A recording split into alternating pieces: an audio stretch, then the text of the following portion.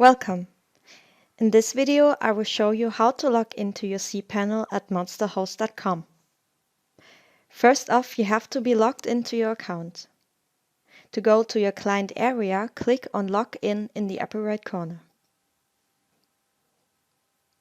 Now go to Services to see your activated services. Select one of your active services to go on. In this area, you can see some shortcuts that can also be viewed in the cPanel menu. To view all options, go to Log into cPanel under Actions. Now you are in your cPanel. Here there are many categories with many useful tools.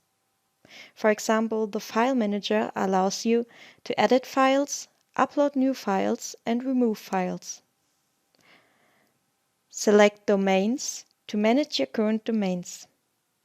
And to create and manage mailboxes associated with your domain, go to Email Accounts. Thank you for watching. For more useful tips, check out our channel.